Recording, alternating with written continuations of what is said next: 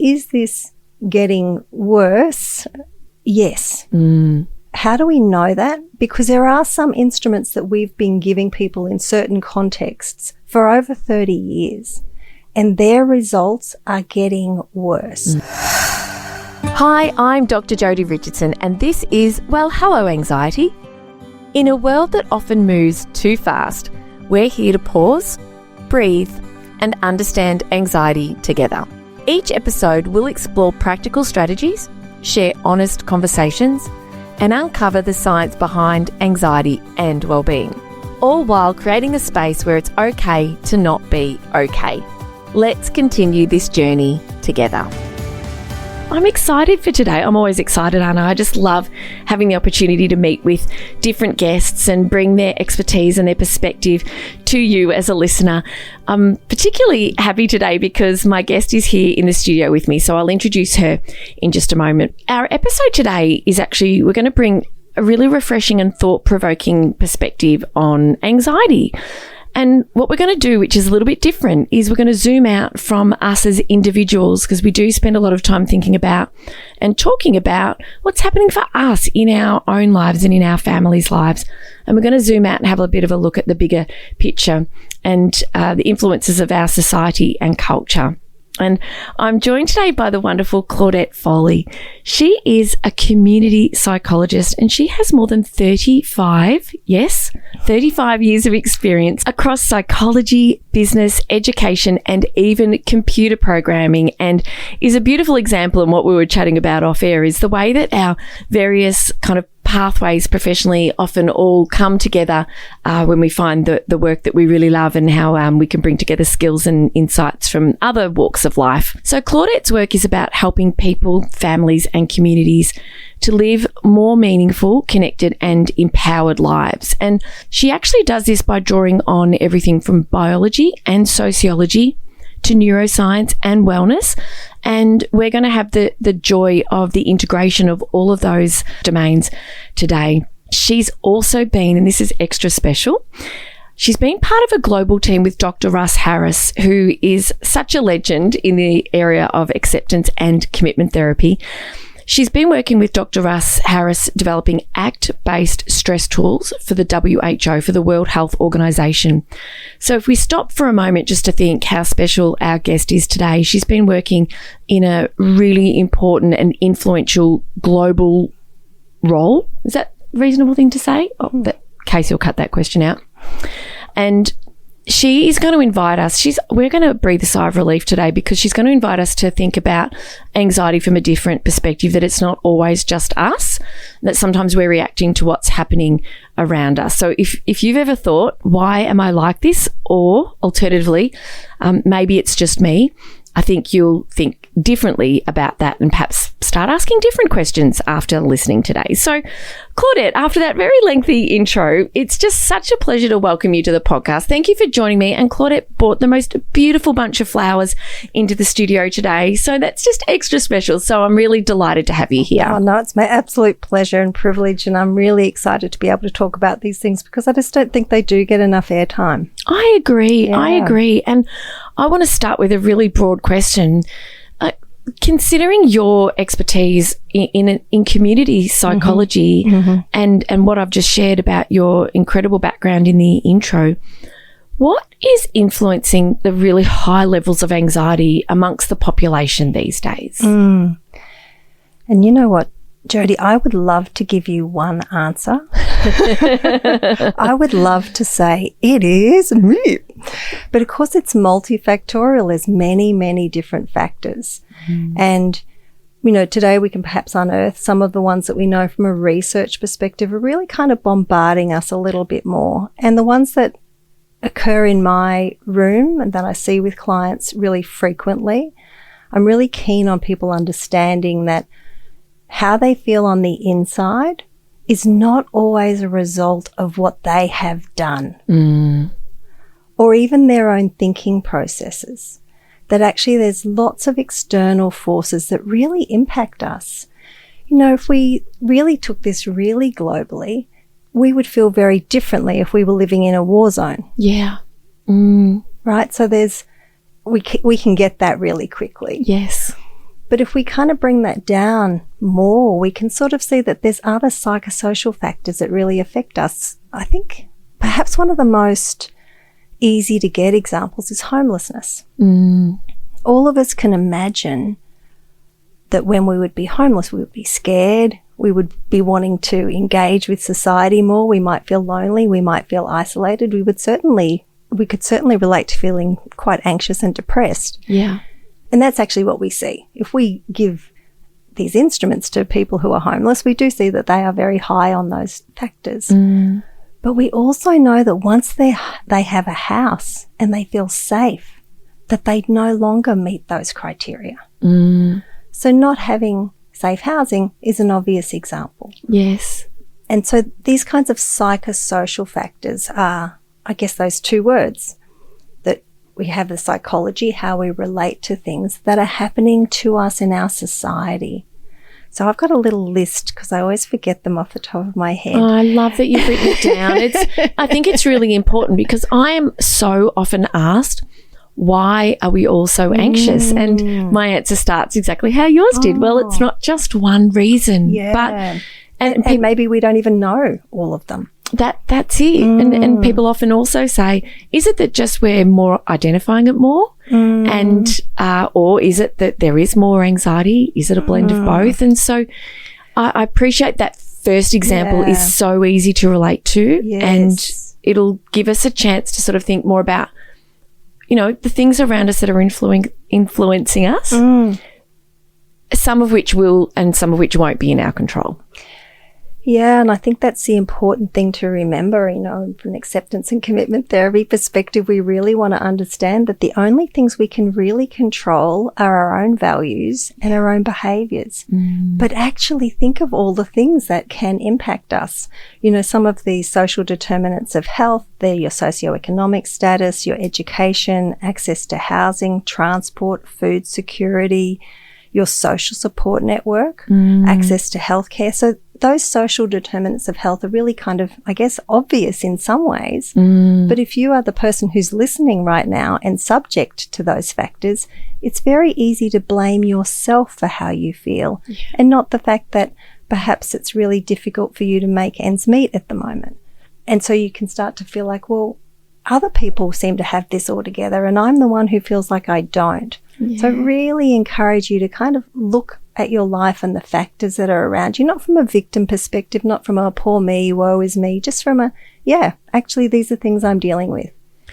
These are challenges. That they really are. And I remember going to my GP once when I was feeling my nana had passed away and I was so close with my nan, and this was many years ago when I'm medicated for my anxiety. I have a diagnosed anxiety disorder and I was really struggling with my mood. And my mood is normally quite bright and cheerful and I still have my anxiety challenges. But my temperament is normally not greatly affected. And I was really struggling and I went to the GP after about a month of feeling quite low and quite sad and explained what happened. And my GP said, it makes sense you're feeling like this because of what's happened. This is a very natural and understandable way to be feeling given the circumstances of your life right now. Absolutely. Yeah.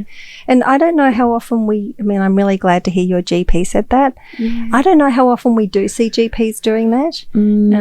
And we can very often see that there's an incentive in some way for a doctor to alleviate their own anxiety by handing out a prescription. Yes. There's also another external factor. Yes. But I think outside of those sorts of broad factors that are really impacting people, there's things that are, I guess, a little more subtle and a little more invisible, I want to say. Yeah. So if we think about something like social anxiety, that shows up a lot in my room. Right. And with younger people. Before you continue, for those listening who have heard of social anxiety but might go, I think I know what it is, but I'd love a clear definition. Could you start with that and then tell us more about what you're seeing? Yeah. Thank you. Perfect. Thank you for that, Jodi. Please keep asking me questions where I'm assuming things. Yes. So social anxiety is where we enter into social situations and we feel incredibly anxious beforehand. when we're in the social situation, we might start to have ruminative thoughts about, I'm boring, I've got nothing to talk about, I'm not interesting, everyone else is more interesting than me. We might even get a physiological response. The heart might start to beat, the mouth might start to get dry, maybe the fingers get a little clammy. And once that starts to happen, we are really caught up with ourselves. Yeah. And then it's really difficult to stay in the situation.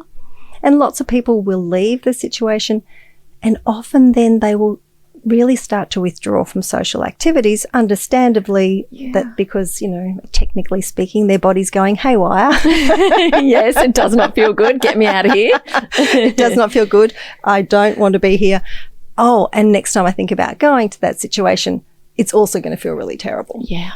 So social anxiety is really common with younger people, and we do tend to see, and we have seen over time, that as people get a little bit older, this can resolve somewhat. But to your question earlier, is this getting worse? Yes. How do we know that? Because there are some instruments that we've been giving people in certain contexts for over 30 years. And their results are getting worse. So for the age group, we are seeing a decline. Yeah. Absolutely. Without, there's just shadow of a doubt. There is no shadow of a doubt. Read the latest World Happiness Report and you will see that. So it's really sad, right? It is. If I think about, I have these beautiful humans who come into my room who I find really engaging and really interesting and really lovely, and they're saying to me, I'm really lonely. I don't have very many friends. I don't feel normal. I feel like I'm really uninteresting. So what am I going to do? It's something about me. Can you do something to help me get better and more normal? Yes. Oh, from a psychologist's point of view, it must just be so heartbreaking. I'm sure that you develop a thicker skin, for want of a better expression, but you go into this profession because you do care about people, and but also I guess that they've taken action. They're there to get help, and that you can support them to ultimately, which is what they're looking for, to feel better and to have a richer life. And we know in ACT, it's not just about feeling better. That's right. We don't wait for that. But that's tough. Loneliness is a very big challenge for a lot of people. For a lot isn't of people, and that World Happiness Report that I just referred to surveyed 200,000 youth. I'm going to say from 22 different countries, and the age group between 18 and 29, almost 20% of Australians between the ages of 18 and 29 reported not having one person that they feel close to. So the question was a yes or no question. Is there one person that you feel close to? Yes or no? And you said 22% said no. 22% said no in the latest World Happiness Report. So we're not doing something right. Yeah. Understatement. Yes. But one of the things that we want to think about, and one of the things that I'll say, is that this is a societal, cultural thing. Australia is highly extroverted as a culture. So we have an expectation that people will go out in big groups. We have an expectation that people will want to be in this situation and cope with it quite well. But lots of people's bodies are more introverted. So we've got this kind of double whammy. We've got our own individual body, but we've also got a culture that we sit in. Yes. So in this extroverted culture, we might go out and everyone's talking. Everyone's got a story. Maybe people are talking over each other. Yes. And we're trying to listen to each of those conversations, try to be a part of it, try to participate. But it can become really overwhelming. And so we find ourselves retreating from those situations. Yeah. So I'll often explore with clients, what about other situations? What do we notice when you're with one or two people? What do we notice when you go for a walk along the creek? So we start to explore, when do you feel connected to people? Yes. When do you feel that this is something that you're good at, to listen, for example, to share?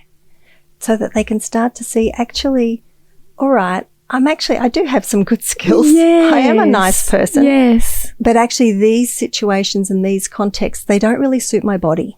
Can we talk a bit more about extroversion and introversion and the body? Because I know, and it's funny because my daughter just did a Moresby profile. I'm not sure if you're familiar with that or if any of the listeners are familiar with that. But in Year 9 at our high school, you do it's a series of it's a questionnaire essentially looking at your reasoning skills, your personality, temperament, and aptitudes and the like. And she came out as such an extrovert, which we know, like, it pains her to not have friends around her.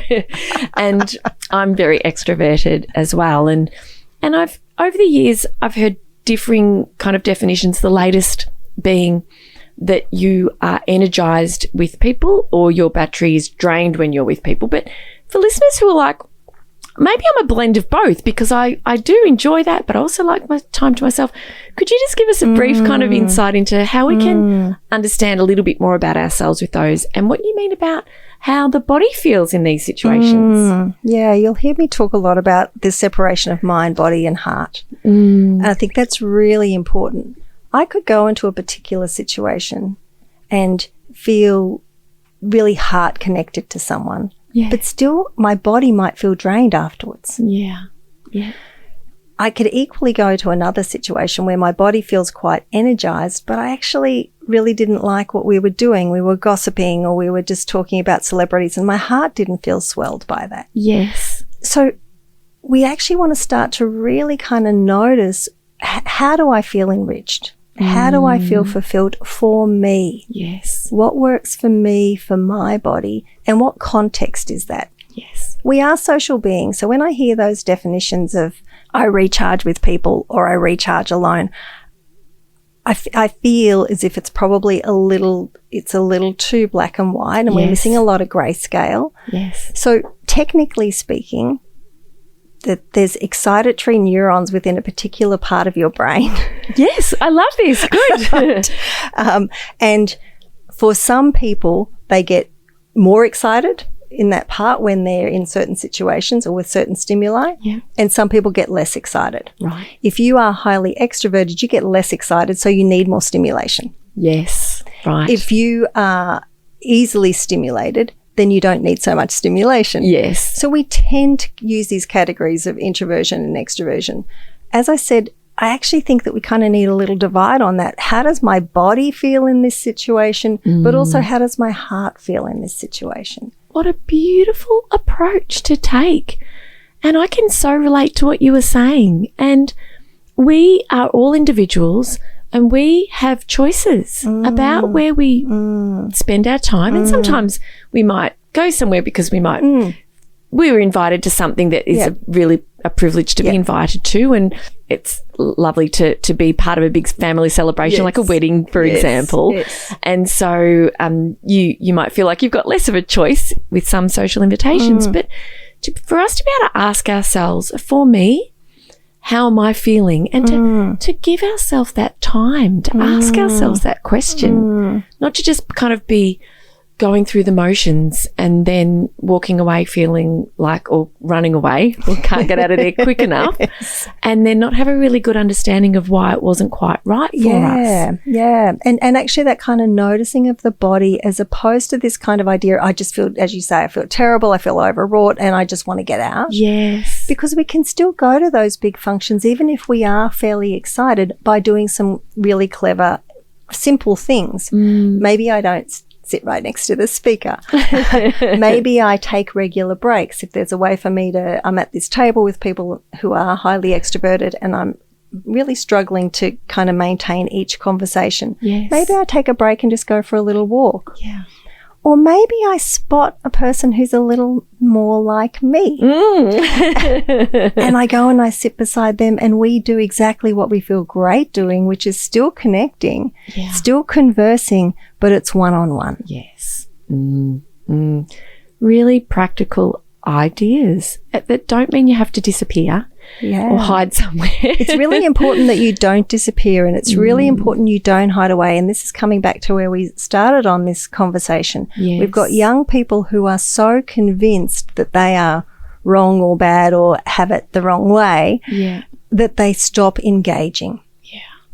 And, you know, I want to just kind of bring this in. Introversion and extroversion is you and me, and we can measure that, but we also measure it by country. So we have a tool called an ocean. O is for open as opposed to closed. Yes. C is for conscientious as opposed to not being conscientious. Yes. E is for extrovert versus introverted, and N is for neurotic. Right. So those dimensions and their opposites, so it actually ends up being 10 dimensions. It's a really simple instrument. And if you give that to people across different countries, we kind of get this idea about how neurotic or open or extroverted a country might be. Right. From this instrument, we know that Australia is one of the more extroverted countries in the world. Not the most. It's along with New Zealand, US, and some countries. There's 54 countries in Africa. So some countries in Africa, Nigeria springs to mind, and the Middle East, interestingly enough. Yes. So the converse of that is more introverted cultures, which would be Korea, Japan, and a lot of Australians will have visited Japan. And they might have noticed that they seemed a little loud there. I'm sure I would. A little chatty, a little too eager to make eye contact.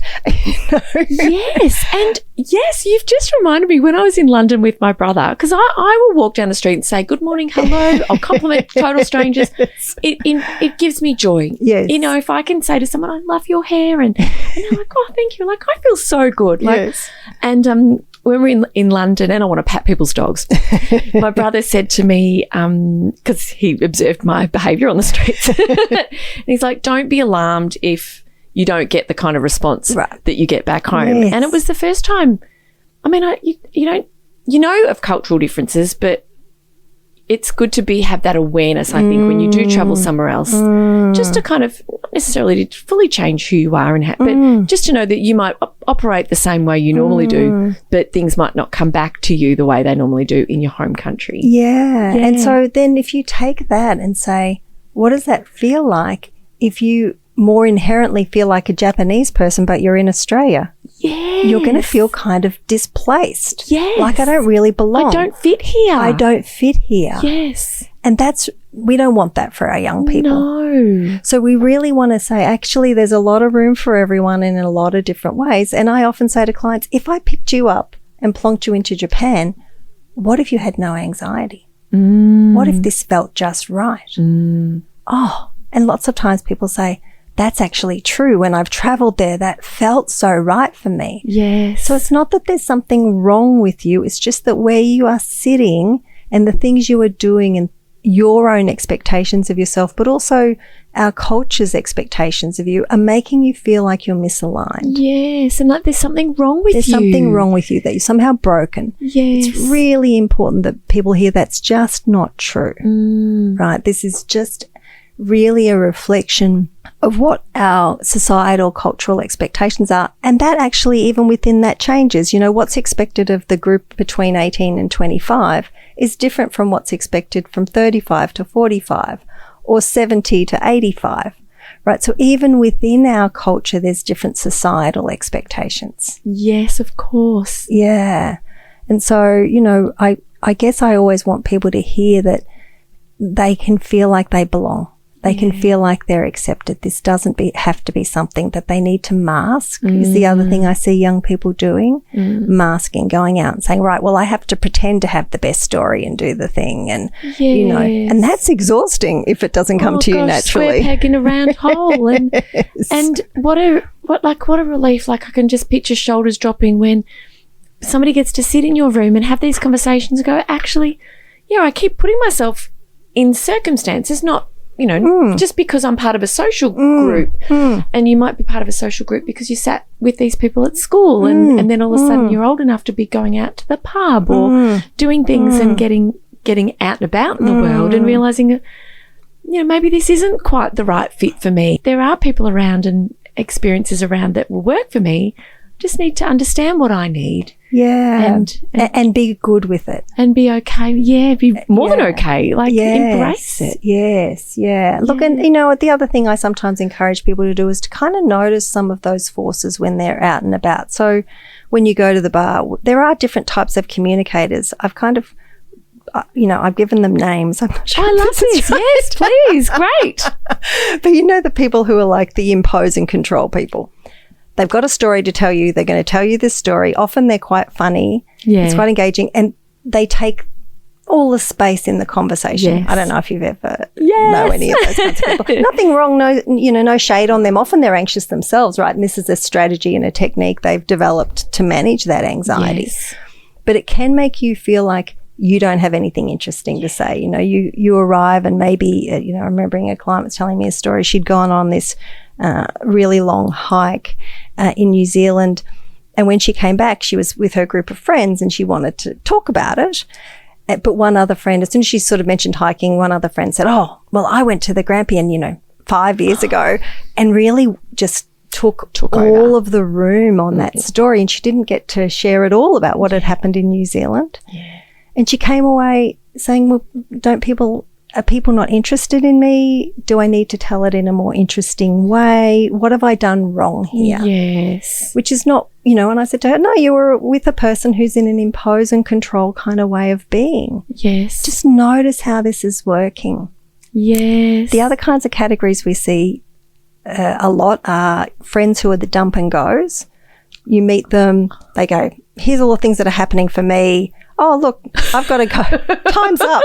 And they're gone. I'm left holding the baggage. You've just unloaded your suitcase in my arms and disappeared. And that might be all right? Like sometimes you might be like, oh, I don't mind meeting with those friends because I don't have to make conversation. Yes. Maybe that's okay for you. Yes. But just know does it feel like I got all this heavy luggage and I'm left kind of carrying it? Yes. Or does it feel kind of okay to me? Yes. Just know that, okay, this isn't about me. This isn't because I'm abnormal or I have got it wrong. It's because this other person is conversing with me in a particular way. Yes. Yeah. And maybe I've set that expectation up somehow in our dynamic. That's possible. Very closely related to that are what I call the whiteboard writers. Like you meet with them and then they just kind of write on, like you're the whiteboard. They're like wanting to tell you something about a topic and they've got all of the information and they're just kind of writing on you. And because it's not something you know about, there's not much that you can offer back. And so you're left in this kind of situation, with a lot of, thinking not interested. Yes. Do you have any kind of sort of thinking of other people or conversational styles that you've noticed? Totally. And my mum comes to mind. She doesn't mind me talking about her at all, but she has often said that she's pretty comfortable with, in our lives we have different circles of friends or different people. If we're lucky enough to have, not everybody does. But Mum has a handful of friends, and I know that when she's with one particular friend, she's a real listener. Yep. And then when she's with her sister, then they can equally kind of share the stage, so to speak. And it gets. I mean, you've got me reflecting on, where do I fit here? And also, and sometimes I can see myself in a couple of those different roles as well. Exactly. And I have a beautiful friend and we share equally with each other. But sometimes there are conversations where, I've made a phone call and I've had an issue I wanted to sort of share and get support with or advice. And then all of a sudden I've literally been a dumper and a goer, and other times it's been in reverse. Yes. But there seems to be that equilibrium that you find across the friendship. And so it's very supportive in both directions. But I love these labels. And so we've got the imposer. The impose and control. Impose and control. We've got the dump and go. We've got the whiteboard rider. So, I mean, if you just start to kind of notice in your own friendships, when you walk away going, I didn't get to share, or they didn't ask me any questions. And rather than going, that's because I didn't do it right. I haven't found the formula to have that discussion. Yes. Instead, just kind of reflect on the conversation. Actually, what was going on there? And, maybe I've set this up a little bit. Yes. Maybe I sit down and I ask tons of questions, and the person's so excited to have that forum in which to be listened to. Yes. But they don't remember to ask me any questions. Yes. Yeah. Yeah. So I just want for people to kind of know that there's some different ways to look at what's actually going on for them in this situation. Oh, it's so good. And no doubt all of us, because I'm learning along with you as a listener, will be able to, like you say, we'll be able to reflect on the people that we're with. And it reminds me of when I learned about givers, takers and matchers. And not that we'll dive in deep, but it's essentially you're a giver or you're a taker or you're somebody who likes to do both. And when I learned about that, I started to sort of just look at people a little bit differently. Like, oh, okay. Yeah. And when you know that you're going to be spending time with people who fall into particular categories, then you're like, well, I'm spending time with this person. I know what to expect. Exactly. And you're better prepared, aren't you? Yeah. And you can, like, as I said, kind of coming back to that formula, what's happening with my body?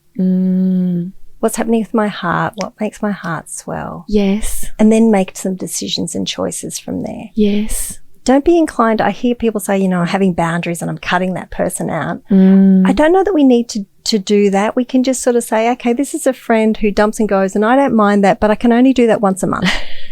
Yes.